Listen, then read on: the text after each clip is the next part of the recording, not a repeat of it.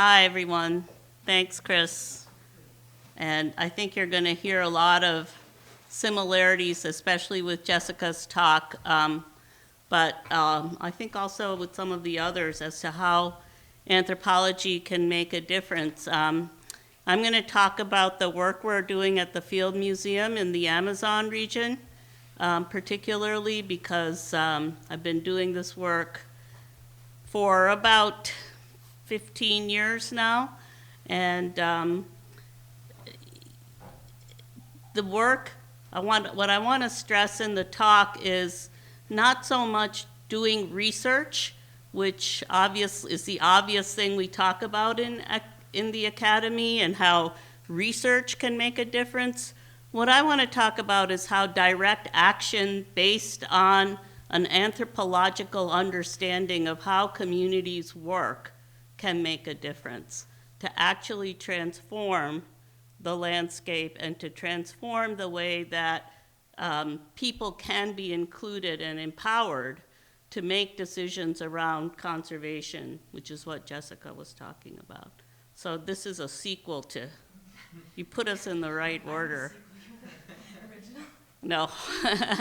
So I want to start, we got two archaeologists in the room. I'm a cultural anthropologist, but as an anthropologist, what I love about anthropology is that we do look across time and we look in depth at phenomenon both at locally and now globally. So that time perspective, you know, what traditionally is called the four fields, where you're learning about human evolution, as Chris pointed out, and then you're learning about how have humans been in the past and what difference does it make today. That is integral to any approach in anthropology. At least I'm an old school anthropologist, so that's what I think. And here, this is a slide of a drawing by a colleague of mine, former colleague Dan Brinkmeyer. And Dan was trying to capture research that was being done in the, I would say, 1990s maybe a little earlier, on the sort of basically rewriting the history of the Amazon. Because up till then, up till archaeologists like Anna Roosevelt, who's on your faculty here, or Clark Erickson, and others began to really look at how did people live in this landscape, which till then had been considered this pristine, so-called wilderness landscape. And it turns out that, in fact, many more people lived in the Amazon than had ever been conceived of before. And that there's a really good book by Charles Mann, 1491, that captures some of that research. And not only had they lived there, they had managed this landscape. So this is what today looked like. This green wall forest was a managed landscape and has been a managed landscape for a very long time. What does that mean? It means that people knew how to live in this landscape and sustain the landscape, sustain life there, as well as sustaining their societies. And in some instances, this is in Bolivia, in the lowlands of Bolivia, where people created these raised bed sites of using intensive irrigation to manage the landscape. They had dense populations here, and then that when the Spaniards and Europeans came, and there was large-scale decimation of the population and so on, and upheaval, all of this started to disappear. And so the Amazon began to look like an unpopulated territory where people were not so present and so on. But as anthropologists, understanding that, in fact, this is a human-managed landscape where people had known how to live, we were able to take that knowledge from anthropology and then think about, well, what about contemporary Amazonian people? Are they also managing to to live in this landscape in ways that are sustained, non-destructive ways of life and livelihood systems that, in fact, can contribute to the conservation or safeguarding of an ecosystem, which, as they say, and which everybody now likes to say, the Amazon is the lungs of the world. Whenever we think about what needs to be conserved, we think about the Amazon.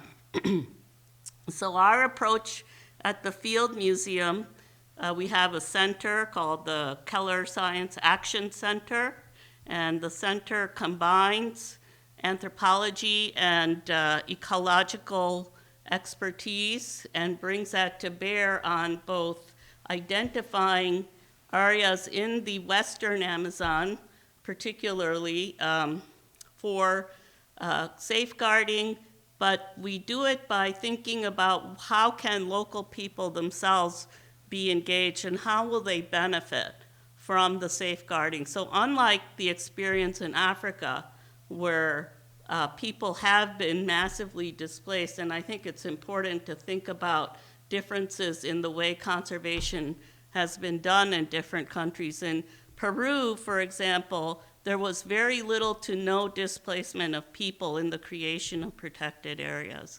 And when we started doing our work, and because we were working with the communities, we were doing social assessments in conjunction with the ecological assessments in order to identify areas for protection, we recommended the drawing of lines for protection that deliberately safeguarded where people went to hunt and fish and maintain their livelihood so that they wouldn't have to change their livelihood strategies because of creation of national parks.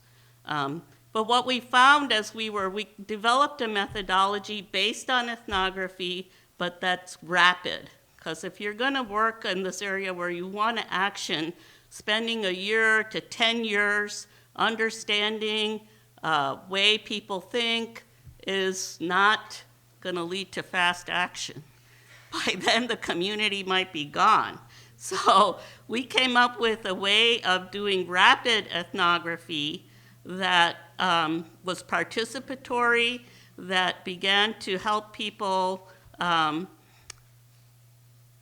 help both the people who were making decisions, in this case conservation NGOs, park guards, and so on, and the people themselves understand how important people were to the landscape. So this is one of my favorite of Dan's drawings, and this is a drawing that is in an area they did a rapid inventory, and the biologists were going around in the middle of this area, basically looking at the forest, and they determined that this area was the most biodiverse and therefore the worthy of the most protection, if you will. So when Dan went with us to the communities, and the communities started talking about this landscape, they put this jaguar, they put this anaconda right in the heart of what was to be protected, because that already they had been protecting it as sacred sites for them. That was conveyed in their myths and stories. So when the ecologists saw that, it was like a light went off in their heads, like, oh my God, these people know exactly what this landscape is worth and how to protect it. So we use these very museum-friendly methods using drawings and non-verbal, if you will, because people don't always read, to talk about what we're finding in these communities that basically surface livelihood systems that are compatible, that are still retain some of this deep ecological knowledge that people have had for millennia, right? So this is the continuity of knowledge over these landscapes. It's the people were decimated after European encounter, but they didn't die. They migrated to remote areas of the Amazon, where you cannot have that kind of intensive exploitation that you saw in the irrigated systems, but you can have a pretty good livelihood, and they figured it out. They figured out how to live in these places that were harder to have intense management, but you can still manage the forest and have a pretty, fine base of subsistence, enough food, enough clean water, and so on. And even by the time they got involved in the market economy, enough to sell to the market to supplement what they're growing or living off the forest. So that's when we surface that information using rapid ethnography, and we begin to say to the people who are making the decisions, look, these are communities, as Jessica said, that have knowledge, that have concern for their natural resources. Work with them, not against them. Include them, don't exclude them. This is how the evidence that we can marshal begins to change the equation and change the way that communities can be included. So this is kind of our little steps towards empowerment model that we came up with.